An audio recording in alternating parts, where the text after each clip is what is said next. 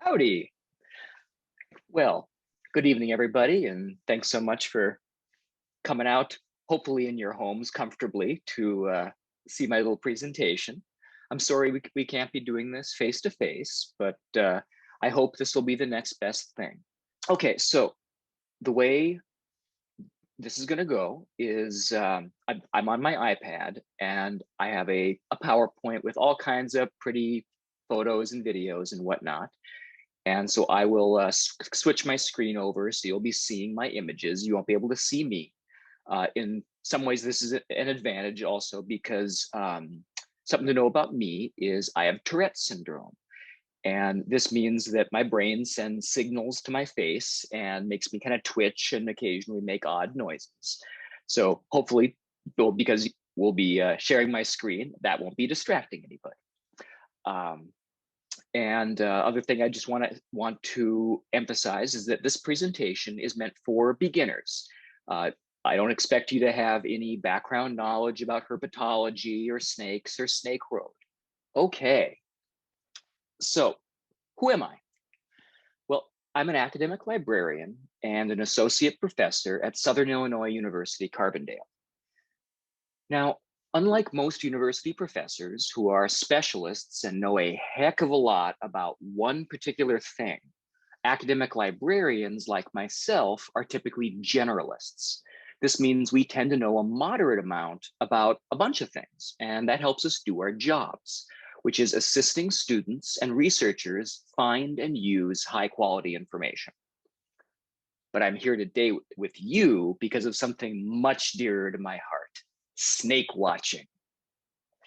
So I don't do snake watching for a living. I go snake watching because it is so much fun and so wholesome. I can't imagine a better way to spend an afternoon than going for a long walk through the woods with my friends, a camera, and the hope that we'll see a snake or maybe a large venomous lizard. Look at that sweet girl. She's so precious. That photo came from our first family vacation in 20 years. I brought my folks out to Tucson to tag along with a friend of mine who studies Gila monsters, because the family that appreciates venomous reptiles together stays together. I think my love of snakes started in Lahore, Pakistan, where my parents taught back in the late 1970s. They took me to see a snake walla, that's a snake charmer, with his cobra, and I'm told I was quite entranced. I don't have many memories from that time, but for as long as I can recall, I have felt nothing but admiration and fascination for snakes. Today, I live just a 30-minute drive from Snake Road in Southern Illinois, one of the very best places there is for snake watching, especially for beginners. And just a couple months ago, I finally published a book that's been a passion project for the last 5 years. Let me tell you, it has been a long road writing a book about such a short road. So, what is Snake Road? It's a 2.7-mile stretch of gravel road in southwestern Illinois that's sandwiched between limestone bluffs to the east and swampland to the west. The road is closed to automobile traffic twice each year, 2 months in the spring, 2 months in the fall, to protect native reptiles and amphibians during the spring and fall migrations to and from the limestone crevices of Pine Hills Bluff. These crevices allow animals to retreat below the frost line and survive winter. Look at those snakes all snuggled up against the cold. I just think they're adorable. The road, bluffs, and swamp are all situated in a region called Larue-Pine Hills Otter Pond Research Natural Area. Research Natural Areas, or RNAs, are regions designated by the federal government as deserving of special and permanent protection because they contain rare species, unique ecosystems, or other remarkable features that are worth preserving. The Larue-Pine Hills RNA is managed by the U.S. Forest Service, who should be commended for closing the road to automobile traffic during the migrations. That policy is a big part of what makes Snake Road such a wonderful place to visit and spend time. To put things into context, a recent article in the Transactions of the Illinois State Academy of Science estimated that over 9,000 snakes and turtles are killed each spring on roads in Southern Illinois. This rate of road mortality is likely unsustainable, and it's almost certainly an underestimate. Our cars and trucks are killing these animals faster than nature can replenish their populations. So without the spring and fall closures, Snake Road could easily become a footnote in history. Oh, and if you see a turtle crossing the road, stop if you possibly can and move it across the road in the direction it was facing. You can help save turtles from road mortality that way. You can visit Snake Road throughout the year and see snakes. I saw a cottonmouth on Christmas Eve a few years back. And yes, I visited Snake Road on Christmas Eve. I don't have a problem, I swear. But it's during the spring and fall migratory periods when snakes are most active and easy to spot that snake watchers come from all over the world to walk up and down the road and admire the 22 species of snakes native to the area. So for those of you who aren't veteran snake watchers, 22 species is a lot of diversity. Growing up in North Dakota like I did, I only ever saw 2 species of snakes in 20 years, and I promise you, I was looking. And because of the gravel road that separates the bluff on the east from the swamp in the west, it's relatively easy to see the snakes. Their protective coloration doesn't work nearly as well on gravel as it does on leaf litter. See this copperhead? On gravel, it stands out rather dramatically. But on a bed of dry leaves, this snake is nearly invisible. The species diversity, combined with the migration, combined with the gravel road, makes Snake Road one of the very best places in the world to go snake watching. And it's right in our backyard in Southern Illinois. Oh, I mean, we are so fortunate to have a place like this. A typical visit to Snake Road, provided you want to see as many snakes as possible, should look something like this. You park at one of the 2 trailheads, either north or south. North has the most parking, and slowly walk the 2.7 miles to the opposite trailhead, looking for snakes along the way. Then you turn around and walk back. A full there and back snake walk should take you at least 4 hours total. Any faster and you're going to miss a lot of snakes. My friends and I, we usually take about 5 or 6 hours when we walk the whole road. And we found that the slower we go, the more we see. Seeing snakes seems to be more of a function of time spent looking than distance traveled. And that means you don't have to walk all the way to the opposite trailhead to have a proper Snake Road experience. So if 2.7 miles there and back sounds like more than you want to do, don't worry, it's not a problem. There are 3 places where the road gets really close to the swamp. There's one place half a mile in from the north trailhead, one place half a mile in from the south trailhead, and one place almost in the center. I like to call them North Water, Middle Water, and South Water. These are often hot spots for snake activity. And so if you can't or don't want to walk the whole road, but still want to see snakes, you can walk in about half a mile from either trailhead and focus your efforts looking around North Water or South Water. Okay, let's talk about snake watching. To me, there's never been a clear line between spending time outside and looking for snakes. Confession, I've brought first dates out snake watching. And I recommend this practice. That way, even if you have a bad date, you still get to see snakes. So the afternoon isn't a total loss. And look at that in the lower left there, that adorable little rattlesnake resting its head on a leaf. No day is entirely bad if you get to spend time in the company of such a fine animal. So snake watching is actually a lot like bird watching. You can even see them in trees, like this handsome young rattlesnake that was climbing a pawpaw. Snake watchers learn about the species of snakes that can be seen in a particular area.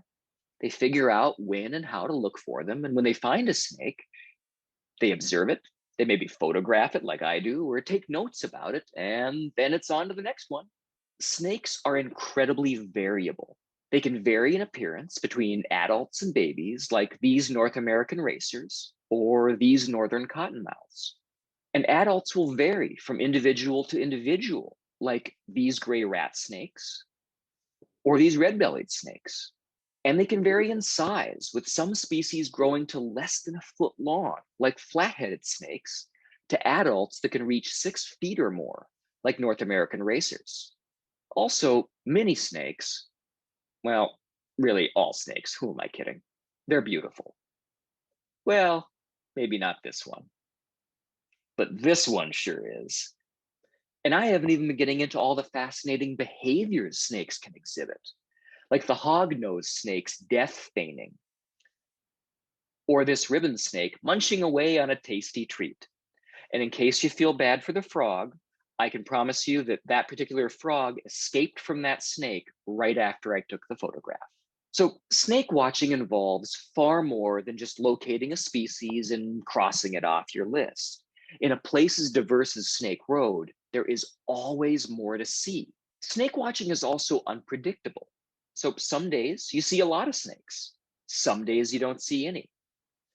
Some days you see a lot of one particular species, like when we found over 3 dozen cottonmouths sunning on a pair of partially submerged logs. So look closely here. I love the great big fat one that's lounging on top of its friends. Just tickles me. Or you can also see something wonderful and rare, like a timber rattlesnake. And that unpredictability, not knowing what you're going to see and sometimes seeing something surprising, is called by psychologists intermittent positive reinforcement. So what that means is you get rewarded for a behavior, but on a random schedule. Okay, imagine there's a lever in your living room, and usually when you pull the lever, nothing happens. But sometimes when you pull the lever, you get a cookie. And even more rarely, you get a whole box of cookies. Turns out that the human mind finds that way more compelling than a lever that always gives you a cookie. That predictable lever gets boring fast, but the unpredictable one never seems to get boring. It's actually what makes people enjoy gambling. But unlike gambling, snake watching doesn't make you go broke. It just compels you to spend lots and lots of time outside. And maybe a little too much money on camera gear, but without debt, how would we build credit? And we're supporting the economy. I tell myself this. So successful snake watching involves going to where the snakes are. Often that means wading through mud, tromping through forests, or scrambling across rocky hillsides and dealing with thorns, and biting insects and poison ivy, and irate landowners who don't really understand why you want to look underneath every single board or piece of tin on their property. And it's worse if you're looking for desert critters. Nothing like that old familiar feeling of a bunch of cactus spines stapling your pants to your shin. Ugh. Snake Road, however, keeps you safe from most of those hazards, making it just about the ideal place for snake watching. One of the most joyful discoveries I made at Snake Road was the people. There's a whole Snake Road community united in their love of snakes and really all living things. Some are regulars, like this local nurse who's walked the road over 300 times and can be seen there 3 or 4 days a week during the migrations. Or a forester who accompanies people who are afraid of snakes and helps them overcome their fears. Or a biologist who's been walking the road regularly for decades, keeping track of every snake he sees. And then there's Sean Gossman of Hiking with Sean, who can be found there most weekends during the migration. And then there are people who come once a year, many of them for decades on end as an annual pilgrimage. Oh, and the students, biology majors from SIU Carbondale and other universities come to Snake Road, some of them quite regularly. And also some people come from overseas, Europe and Asia. And I want to emphasize that when I talk to these people, they tell me they come just to visit Snake Road. And even better, many of these people end up becoming friends. It's remarkable to see people of all ages from all over the world engaged in the same activity, enjoying each other's company. So it isn't just the snakes, the people can be worth the trip as well. So why did I write a book about Snake Road? So to answer that, I'd like to tell you a story. And while I do, here's a video of some tiny snakes. One spring day back in 2015, I was at Snake Road and I ran into a middle-aged couple who were walking south while I was walking north. Oh, it was a gorgeous day. I was seeing lots of snakes. The weather was perfectly comfortable, and it was still too early in the year for mosquitoes. You couldn't ask for a better day at Snake Road. Anyway, the couple was from Norway, and they were not having the day I was. They were scowling, actually. They were having a simply terrible visit. They'd been walking Snake Road for almost 2 hours at that point, and they'd only seen 38 snakes, so very few. They were deeply disappointed, which I thought was super weird because 38 snakes in 2 hours is fantastic. They'd done better than me. I mean, that's like a top 10% kind of day. They were having one of the best days you can have at Snake Road, at least in terms of like raw numbers, and they were miserable. That encounter really stuck with me because it exemplified the biggest problem that people seem to be having at Snake Road. They just didn't know what to expect.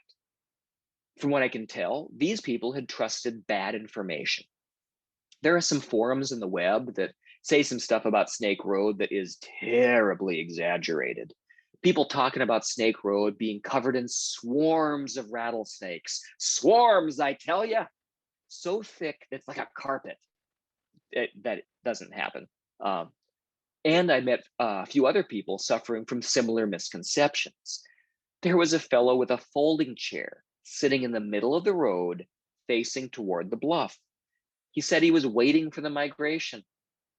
I think he was expecting something like a stampede of snakes to come boiling out of the bluff. I mean, that would be awesome. I would like to see that. And I felt bad explaining to him that the migration doesn't really work that way. They sort of trickle out one at a time in different places.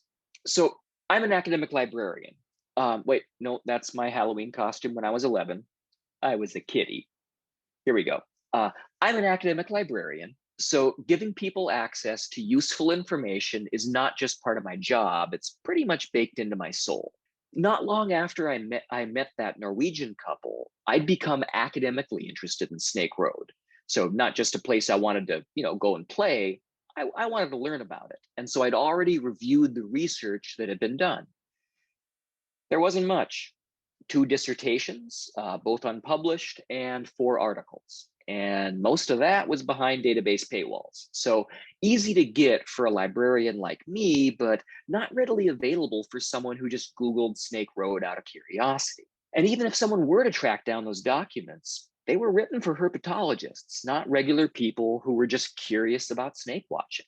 Now, there are field guides that cover the eastern US, and they're a bit more useful, but they still require a fair amount of background knowledge to use effectively. For example, if you check some popular field guides, many of them list the scarlet snake as being present in the vicinity of Snake Road.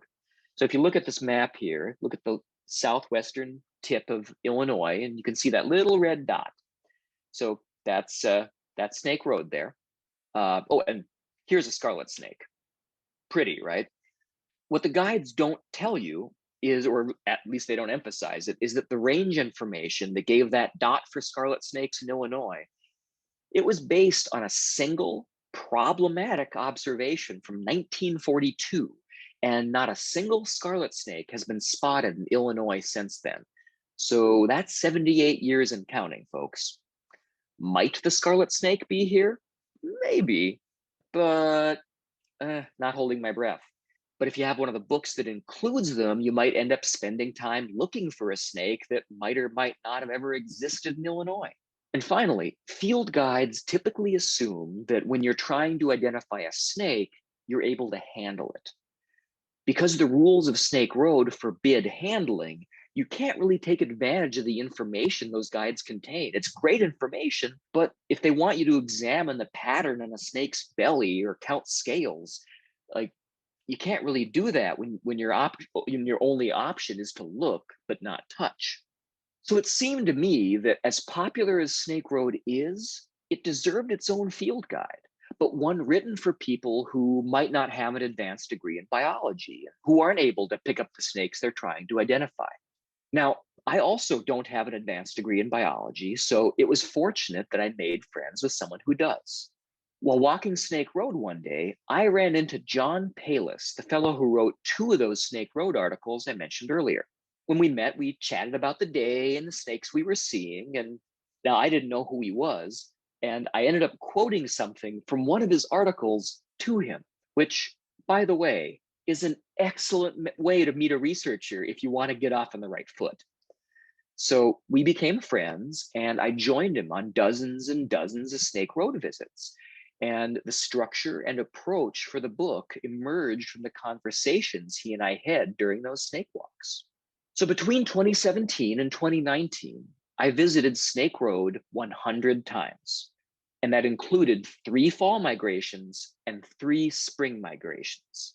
I spent a total of 380 hours walking the road, and I cataloged and photographed 1,716 snakes, which generated over 30,000 images. I also ended up spending around $15,000 in gear and photographic equipment, gas, and car repairs. There was a nasty pothole that took out a chunk of the bottom of my car one day. Thankfully, that's been repaired. But I was able to collect data that helped me answer 4 important questions about Snake Road. Question 1, how many snakes and how many species can a visitor expect to see in a single visit? Answer, an average visit yields observations of 12 to 16 snakes of 3 to 4 species. Sometimes you can see a lot more species than that. In 18% of my visits, I observed 7 or more species. Sometimes you can just see a whole lot more snakes. In 11% of visits, I observed 10 or more snakes per hour. And sometimes you just don't see much at all, but thankfully not too often. In 4% of visits, I observed 1 or 0 snakes. Question 2, what time of the year should I visit if I want to see the most snakes? Well, snakes can be observed throughout the year. Every month of the year at Snake Road, I have seen snakes. However, in spring, mid-March through mid-April should yield the most snakes. In fall, the second week of October through the first week of November should give you the most snakes. However, because of the shifting climate, these dates have been changing and will likely continue to change. I expect to see spring migrations coming sooner and fall migrations ending later. Also, the weather largely determines how active snakes will be on any given day, even during times of the year known for peak snake activity. For example, if the second half of March is really chilly and overcast, the migration might not actually start until April. Or you could have a nice warm day on March 21st with lots of snakes on the move, followed by a chilly day on the 22nd with few or no snakes to be seen. Here are graphs for my spring visits. In general, snake activity seemed to peak early, either in March or early April, and then taper off. By the time May rolls around, snaking isn't terribly good. So sorry, folks, if you're thinking about going to Snake Road like this weekend, it'll be a lovely walk, but the migration is largely at an end. You might also notice, if you look at the graphs, that cottonmouth sightings, which are indicated in blue, are pretty well balanced with all of the other species combined, collectively indicated in orange. Cottonmouths are what makes snake watching at Snake Road so remarkable. Without them, snake sightings overall drop by 50% or more. And here are the graphs for my fall visits. So in general, snake activity seems to be slow in September, growing to a peak in late October or early November. Cottonmouths tend to dominate the snake sightings as well, but I tended to see more snakes overall in fall than in spring, but still fairly close. Question 3, what is the probability of seeing each species? The answer to this one requires some explanation, so please bear with me. Initially, what I wanted to do was figure out how common each species of snake was. But unlike large mammals like elk or bison, it's really tough to say like how common a given species of snake is in any given area. To do that, you need to do quantitative surveys, and you have to use things like drift nets and traps, and then estimate populations using math. And even then, it's really hard to say for sure. That approach necessitates disrupting the habitat, and handling the snakes, and it requires special permits. So instead of trying to figure out commonality, I went with probability of observation. I wanted to calculate how likely we are to see at least one individual of each snake species on any given visit, which really is what most snake watchers want to know anyway. The distinction here is that a snake might be common, as in there could be large numbers of them present, but if they hide really well, people won't see them very often. The mud snake is a great example of this. Researchers speculate that mud snakes might be among the most abundant snakes in the places where they live, but because they live their lives almost entirely in water or submerged in mud, they're almost never seen. So to tell a snake watcher that mud snakes are common at Snake Road could be a factually accurate statement, but it also sets totally unreasonable expectations because you're almost certainly not going to see one. Here's the probability breakdown. And this is all included in my book, so if I blow by this too fast, you can definitely see it there. It's interesting to me in this breakdown how wide the spread is. It goes from near certainty, so with a 90% chance, you very probably will see a cottonmouth on any visit to Snake Road, down to far less than 1% chance for hognose snakes and milk snakes. And a full half of the species present have a less than 10% chance of being observed. And question 4, where and when can I reliably see mud snakes? I'm sorry, you can't reliably see them. I wish this wasn't the case. They're such pretty snakes. But speaking of pretty snakes, now it's time for pretty pictures of snakes. So I only have about 45 minutes for this presentation, so I can't go into tremendous detail on each species. But what I can do is show you photographs of all of them and share a few interesting tidbits. First, a note on species names. In my book and in this presentation, I only use species level names. So enthusiasts will notice that subspecies are being ignored. That's because my book and this presentation are meant for beginners. Ignoring subspecies also means that the English names I use for some of these snakes might not match up with what you're used to. So if you're curious, I drew my list of names for the book from SSAR's checklist of standard English names. It's freely available on the web. You can just Google it and pull it right up. There are 22 species of snakes that have been observed at Snake Road between 1944 and 2021. Snakes are darn good at hiding though. So just because we haven't observed other species doesn't necessarily mean they aren't there. We could find out tomorrow that a Graham's crawfish snake has been spotted, or maybe a scarlet snake, but I still wouldn't hold my breath for either.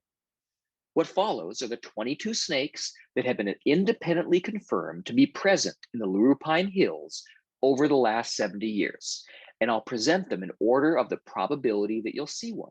Northern cottonmouth, 90% chance per visit of seeing at least one. These venomous semi-aquatic snakes have a unique way of communicating their presence to anyone who gets too close. They gape, opening their mouths wide to reveal the pale white interior. It's hard to miss, which is the whole point. Now, these snakes are not aggressive. In fact, there's no such thing as an aggressive snake. They just want to be left alone. This snake here is thirsty. It's just trying to get a drink from a wet leaf.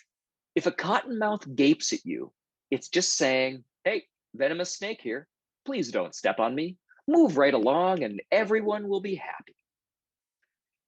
If you're lucky and you come on a peak day of the migration, you could see dozens of these snakes. One day, a couple years ago, I counted 133 cottonmouths in one visit. I was seeing a snake every 2 to 3 minutes for over 6 hours. Their babies, like this little cutie, routinely get mistaken for copperheads, and I devoted a whole section in my book to explaining the differences. Plain-bellied water snake, 67% chance per visit. The second most frequently observed snake at Snake Road, these beefy snakes have dark gray backs, but bright yellow or orange bellies. When frightened, they flex their heads so they resemble that classic triangular shape of a cottonmouth. Now, this is one of the many reasons why it's not wise to memorize shortcuts for identifying venomous snakes. There are just so many exceptions. It's much better, and frankly, it's more fun to learn how to identify all the snakes that live in your region. That way, you always know what snake you're looking at. Like quite a few species of snakes, young plain bellies look different from adults. Their babies are covered with brown and black bands that fade as they age. Western ribbon snake, 43% chance per visit. These fast-moving slender snakes are often mistaken for garter snakes, which they're related to, and that also occur at Snake Road. Here's a real close-up of a head. Notice how its eye is so shiny that if you look closely, you can actually see my reflection in it as I took its picture. Ring-necked snake, 40% chance per visit.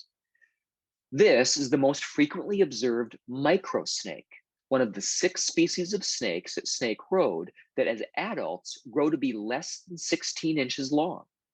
These tiny snakes are yet another reason to walk slowly and look carefully. They're so small you could step on one and kill it without even noticing it. Their babies are less than 4 inches long and can curl up under a coin. They're so tiny. If you want to maximize the number of snakes you see during your visit, make sure to keep an eye out for the tiny ones. They're probably also one of the most abundant species of snakes at Snake Road. There's a 1982 study that estimated that there are around 508 ring-necked snakes per acre wherever they're found. I love these little snakes. If you look closely, you see how their scales are slightly iridescent. Oh, so pretty. Of course, speaking of pretty, rough green snake, 35% chance per visit. Green snakes are, in my opinion, the gateway drug of snake watching. They are just lovely, utterly non-threatening snakes, and they move with this little adorable side-to-side motion that seems to imitate how a vine sways gently in the breeze. That motion might also help them judge distances, which is important when you live most of your life among the branches, though it doesn't always work perfectly. I was walking Snake Road last year or the year before, and I heard this little faint rustle from way above my head, and I looked up to see a rough green snake fall out of the tree canopy, maybe 80 feet up, and landed in a bush and just sort of shook it off and went about his day. They're fun. You see these little lines running down the middle of each of their scales? Those are called keels, and scales with keels are described as being rough, which is where rough green snakes get their name. Gray rat snake, 33% chance per visit. Gray rat snakes, which are typically quite black in the Larue-Pine Hills, are a great example of why English names of snakes aren't always necessarily meant to be descriptive or good at being descriptive. One of Snake Road's longest snakes, gray rats, routinely grow over 5 feet long, and some get even longer than that. And here's a baby. As this snake ages, it'll lose those blotches and grow dark and shiny, just like the big adult from the previous slide. Decay's brown snake, 25% chance per visit. It's another of Snake Road's 6 microsnakes and one of the most variable in appearance. They can be very pale, they can be rust red, or so dark brown that you can't see their markings whatsoever. These poor little fellas are a great reason to never drive on Snake Road, even when the gates are open and it's legal.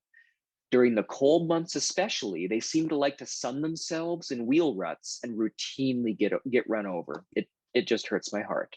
North American racer, 22% chance per visit. Now, some snakes might not have accurate descriptive names, but racers are, without a doubt, aptly named. They are alert, quick snakes that really seem to enjoy the heat. I see most of them in late spring and early fall.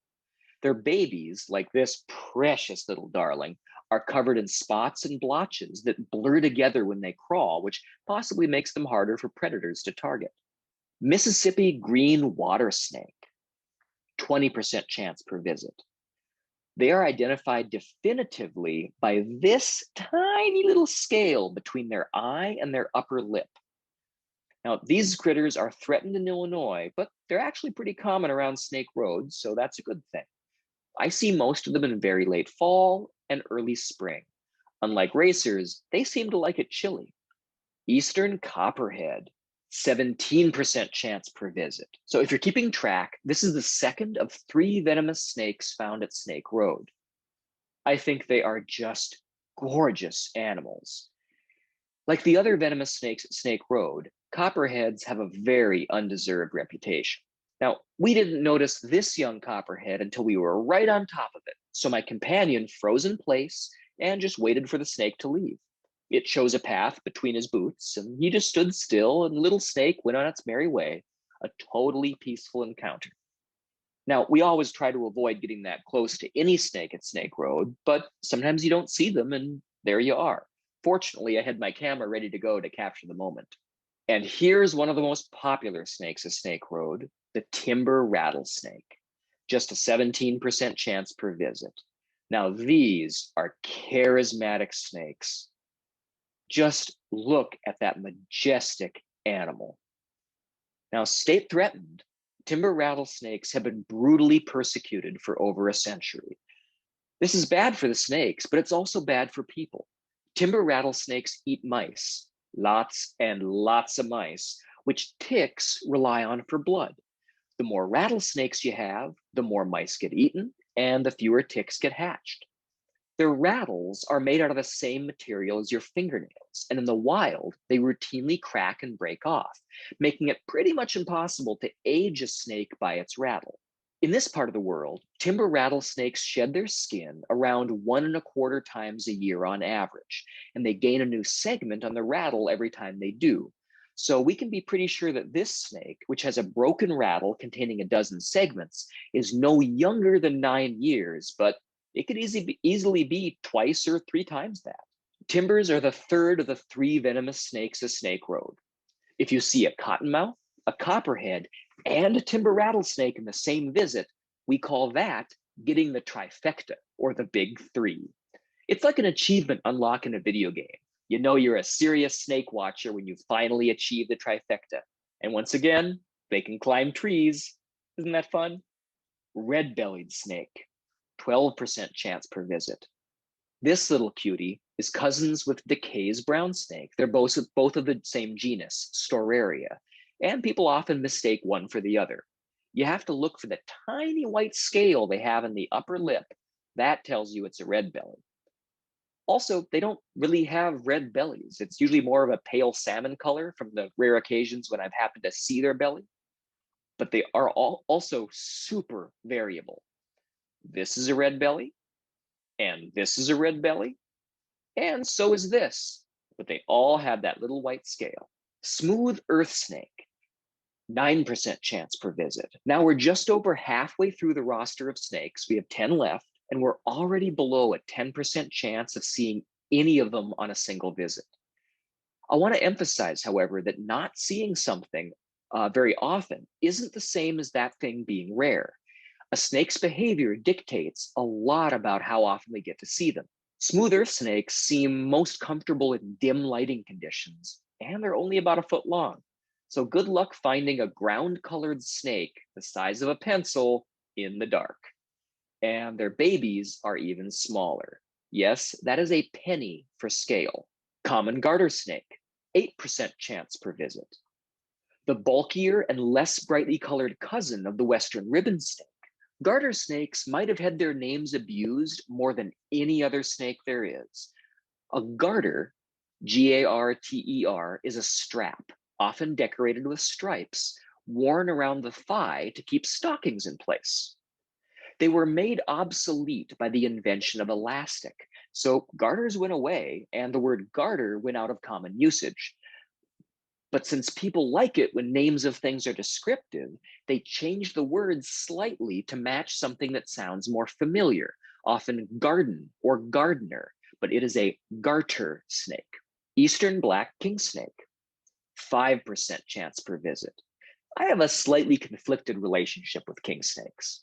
Like all the snakes at Snake Road, I love them as if they were my children. But king snakes eat other snakes. How do you love all of your children equally if some of them are cannibals? I wish we could all live in harmony, but that's not how nature works. They sure are pretty snakes though, right? Common worm snake, 5% chance per visit. I said I try to love all snakes equally, and there is no such thing as a bad snake. Every snake is a very good snake, but worm snakes are a personal favorite. They're tiny, they like to burrow and hide, but in direct sunlight, they shine like an opal with iridescence on their dorsal scales, and their bellies are this rich salmon or orange color. And they have these tiny little beady black eyes. Oh, they're so precious. Eastern milk snake. Okay, now we're down below 1% chance per visit. Milk snakes are probably in the top 3 of the snakes people visiting Snake Road most want to see, alongside timber rattlesnakes and mud snakes. Sadly, they're also among the least seen. If you spot one of these living jewels, count yourself lucky. Diamondback water snake, far less than 1% chance per visit. Probably the largest of Snake Road's water snakes, like this absolute unit I saw on the Levee Road one evening. These animals are alert and wary and rarely stray far from water. Your best chances of seeing one are to scan the tops of floating logs or branches that extend out over the water. Red-bellied mud snake, the crown jewel of Snake Road. These gorgeous aquatic snakes have iridescent black scales on their backs and bright red belly scales that rise and fall along their sides like waves. But because they live most of their lives submerged in water or mud and don't cross Snake Road to migrate, nobody sees them very often. Almost never, really. But the two times I've seen them, oh, memorable. Eastern hognose snake. I just love hognose snakes. They are so dramatic. They inflate themselves, they hiss, they spread out their neck like a cobra, so fierce. And when they're really frightened, which doesn't take much to be clear, they vomit, poop on themselves, flip upside down with their mouths open and their tongues hanging out. It's an oddly effective defensive mechanism. I just don't recommend copying them if you get in trouble at work. Flat-headed snake. This is the smallest snake in Illinois. Adult flatheads don't get much more than 9 inches long. They're unassuming little snakes, but if you look closely, their brown scales have iridescence. Real pretty. And finally, the common water snake. I only know of 2 of these snakes that were ever spotted at Snake Road. They're common as dirt pretty much everywhere else in Southern Illinois, but I suspect the habitat around Snake Road isn't what they prefer. Sure are pretty snakes, though. So those are the 22 species of snakes you can see at Snake Road. So let's talk a little bit about actually visiting the place. Now, one of the things people most often ask me when they hear about my interest in Snake Road is, how dangerous are the snakes? And you can probably tell by the tone of my voice that it's not my favorite question to answer, because snake bites are honestly the least of my concerns when it comes to safety at Snake Road. Bites are extremely rare. Statistically, I'm far more concerned about being struck by lightning, having a tree fall on me, or getting bitten by a dog that's not on a leash. But I understand that fear of snakes is common, so I'll start here by answering it. Now, around 70% of the snakes you'll encounter at Snake Road are venomous, and a bite from any venomous snake should be treated as a medical emergency, and you should get the person bitten to the hospital as soon as possible. If this happens, do not try to kill or capture the snake. All that results in is 2 people going to the hospital with snake bites. Doctors use the exact same antivenom to treat bites from all 3 species of venomous snakes in the region. So how likely is a US citizen to die from a snake bite? Not very. A 2008 article in the Journal of Emergency Trauma and Shock reported that in the US, around 7,000 people a year are bitten by venomous snakes, and 0.2% of them die. That's 14 out of 7,000. Context is important too. There was a study in Wilderness Environmental Medicine that estimated that 70% of venomous snake bites happened to people while they were handling the snake in question. And 40% of the time, alcohol was involved. So you're basically in far more danger of getting hurt while driving to Snake Road or the grocery store than you are of getting bitten by a venomous snake, unless you make it your personal mission to get bit. The bottom line is that most snake bites can be prevented by not trying to touch the snakes or otherwise doing foolish things. Oh, and lest anyone think that this image is real, those snakes were photographed, and then the fella there in the photo laid his head down on the rock after the snakes had left, and we composited it in Photoshop because I wanted to have something that exemplified foolish behavior that put nobody at risk. So accidental snake bites have happened at Snake Road. I know of 2 photographers who were both bitten when they put a hand on the ground to steady themselves while taking a photograph. And that hand came down a little too close to a baby cottonmouth that they didn't see. Thankfully, incidents like these are exceptionally rare, especially when you consider how many people visit Snake Road each year. Personally, I've spent over 1,000 hours exploring Snake Road and the surrounding area, most of that during spring and fall migrations, and my companions have spent even more time than that. None of us have ever been bitten or even had close calls. But if you want to be as safe as possible from snake bite while visiting Snake Road, wear long pants, wear sturdy boots that cover your ankles, stay on the road, and don't sit or crouch anywhere without carefully examining the area beforehand. And once again, just don't touch the snakes. Now, personally, the only animals I actually worry about biting me there are ticks. There are multiple species, and some of them carry Rocky Mountain spotted fever, Lyme disease, or even alpha-gal syndrome. That's the disease that makes you allergic to red meat. So personally, I treat my hiking clothes with permethrin, an over-the-counter insecticide that discourages ticks from clinging to you. And as soon as I get home, I do a full body tick check and I wash all of my clothes. I recommend everyone else do the same. So apart from safety, Snake Road has some rules intended to protect you and the snakes. So number 1, don't touch or handle the snakes. Handling one snake, then another, can spread diseases such as snake fungal disease, which can kill or harm the snakes. 2, don't try to take any snakes home with you or carry any implements that could be used for that purpose, like snake hooks or anything that could be used as a hook or tongs, or containers for transporting captive snakes, like pillowcases. Just having any of these things in your possession is treated by law enforcement as intent to poach, and there are some hefty fines.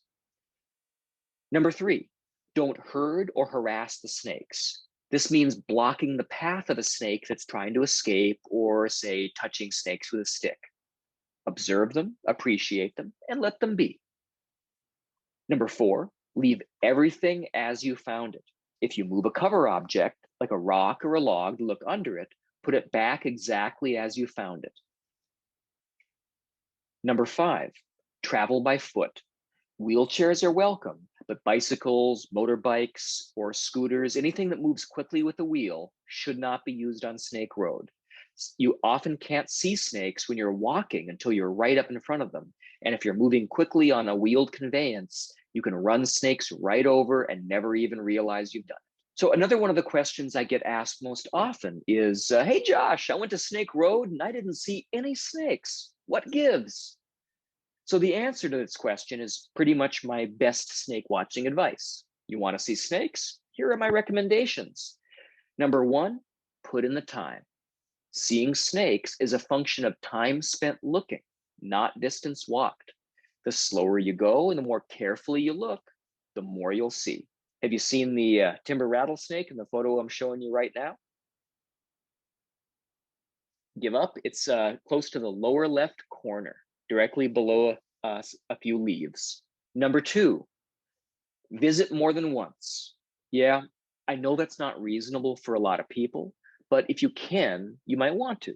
Some days snakes just aren't that active, but come back tomorrow and maybe it's a snake party.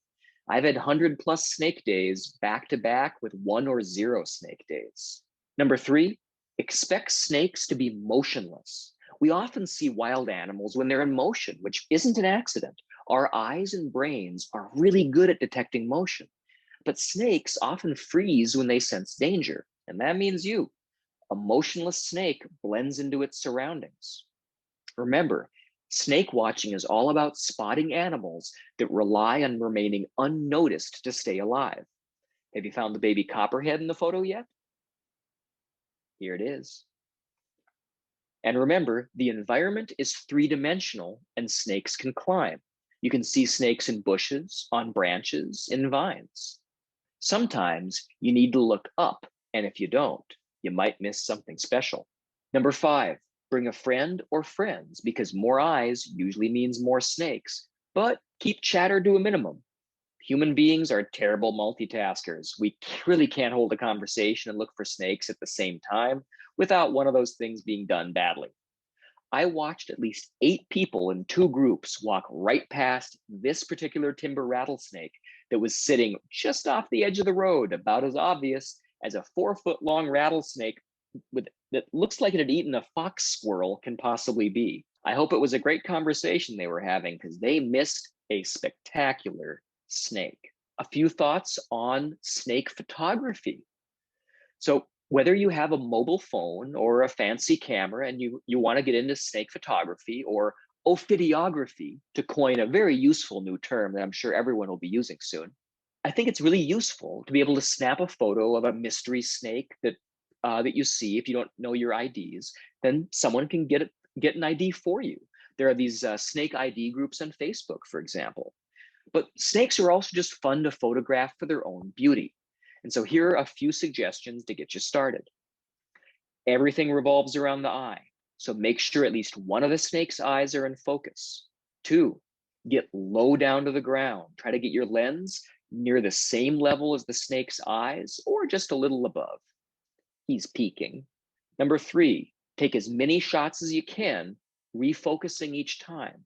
That way you can be reasonably sure that at least one of them will turn out nice and sharp. Like, you could always delete excess photos, but you can't make new ones after the moment had passed.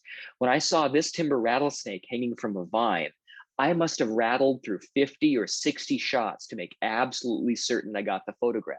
Did you catch what I did there? Rattled through. Ah, I'm funny. Okay, so now this is just me asking a favor. If you see a timber rattlesnake, whether it's Snake Road or elsewhere, do the snake a favor and don't share your photos in social media for at least 2 weeks. That gives the snake a good chance of moving on. Even if you don't tell people where you saw it, some people can recognize objects in the photograph and figure out where you took it. I once tracked down the location of a rattlesnake shared on social media by recognizing a specific tree trunk growing next to a stretch of bluff I was familiar with. Yes, I know that makes me sound like a maniac, but we already know I spent 4 years writing a book about snake watching on a 2.5-mile stretch of road. Snake watching maniac, guilty as charged. Okay, thank you for making it to the end of my presentation. If you are considering a visit to Snake Road, you might enjoy reading my book. I think it'll shortly be available at a lot of local libraries. And if you'd like to purchase your own copy, you can do it through Amazon.com or the SIU website. And I'd like to close with one last thought, and that is, if you have a friend who doesn't like snakes, consider inviting them along with you to Snake Road.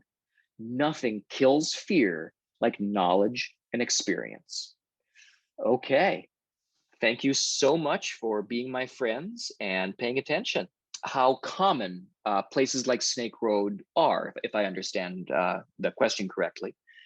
And it depends on how you define places like Snake Road. In terms of like a place where you can go snake watching, see all these different species, have it be this accessible. This is the only place I know of anywhere in the world. It is a really remarkable, extraordinary location. There are places where you can go where there are dozens of species, but you're not going to be able to see them all in one place.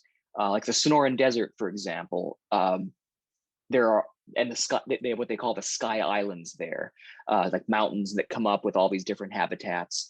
You can see huge numbers of different species, but actually finding them is a whole different issue. I mean, you go out all day, 8 or 10 hours, and if you come home with 4 or 5 snakes, snake observations, like, you have done very, very well. Whereas Snake Road, gosh, a friend of mine, I don't think he's counted over 300 snakes in a single visit, but he's gotten close. And my current top count is 163. Okay, and another question: do I give walking tours? it's nothing I charge for, but if people show an interest, I like to. I'm happy to walk the road with people and just have a nice conversation. Visit and whatnot. You can, if you are going to be at Snake Road on a particular date or something, I'd say look me up on Facebook. There's a Snake Road Facebook group, and join that and shoot me a message and say, hey, I'm going to be at Snake Road such and such a time. Want to join me? Great. If I can, I would be happy to. Gotcha. Okay. So question here. They said 300 years ago, this probably would have not have been as an amazing place due to less settlements. When did Snake Road begin to be the place it is today? Well, so prior to heavy colonization of Southern Illinois, so basically, if we go back about 200 years and before, especially before they clear cut everything, anywhere all up and down the Mississippi River Valley in this part of the world, so you got the Mississippi running north-south and on that western edge of the state, and there are these limestone bluffs that run parallel to the Mississippi a couple miles inland.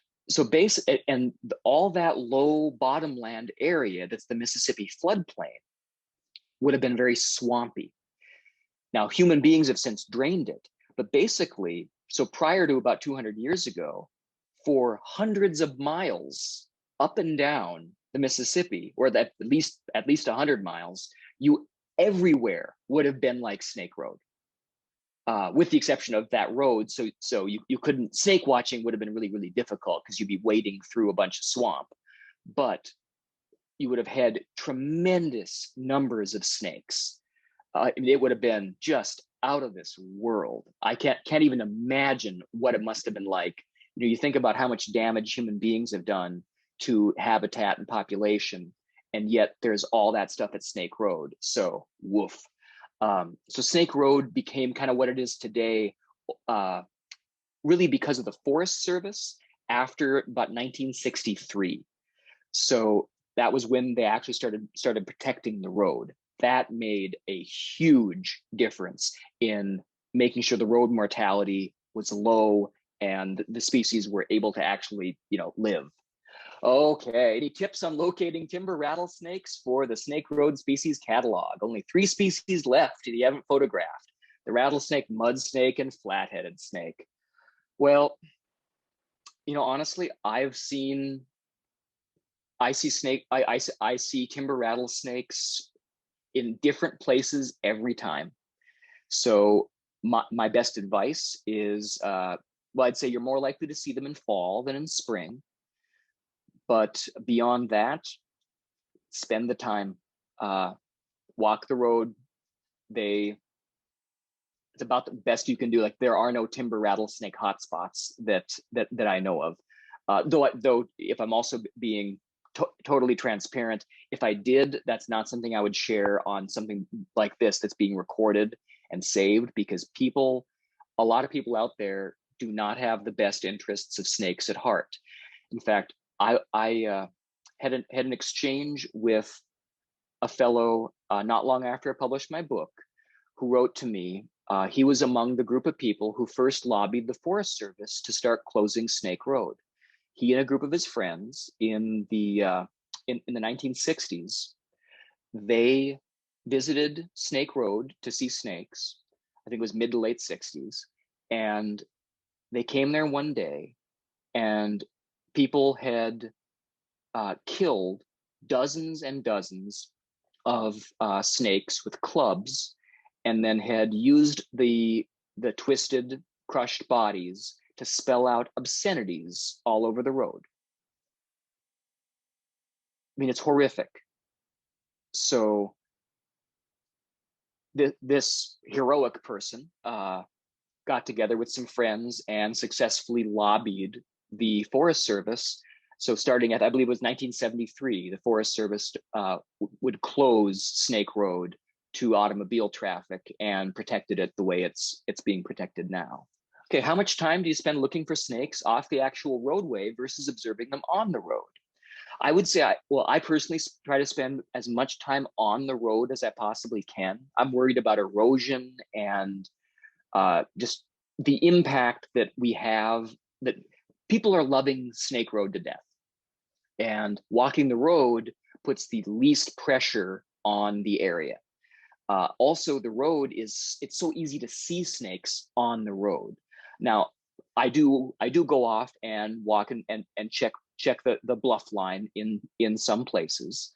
But I would say I spend an easy 90% of my time just walking the road. In fact, that's one of the things that makes, I think, Snake Road so remarkable, is that you don't have to go off tromping through the woods and whatnot to see the good stuff. I saw both of my mud snakes on the road. I've seen almost all of my timber rattlesnakes on the road. It's great. Okay, we went camping nearby in the fall a few years ago and went for a free guided walk. And remember the organ? Oh yeah. So that was probably one of Scott Ballard's walks. He is a biologist with the state, and he has like a captive enormous rattlesnake. It's like a 6-foot thing, is thick like a loaf of bread, that he brings along as an educational animal. And he gives these great tours, usually at least once a year. Why don't they just close the road year round? Doesn't seem to be an essential route anywhere. I couldn't agree with you more. However, it is National Forest purview, I believe, and there are areas where people like to go hunting just off Snake Road, and that's how it's done. So, the hunters are a strong lobby, and by and large, the hunting happens during times when the migration isn't going on. So the impact of it, I think, isn't terribly high. But yeah, I absolutely agree. I think if I had my druthers, Snake Road, those gates would be up 365 days a year, and there would be, even there already is a fairly good law enforcement presence there, but I'd like to see even more. Just last fall, when I was out, I helped catch a poacher who had something like 24 cottonmouths in a backpack. Jerk was stealing snakes. Just made me ill, but they got him. Thanks so much for having me, and thank you all for hanging out with me on this evening and letting me talk about snakes at you.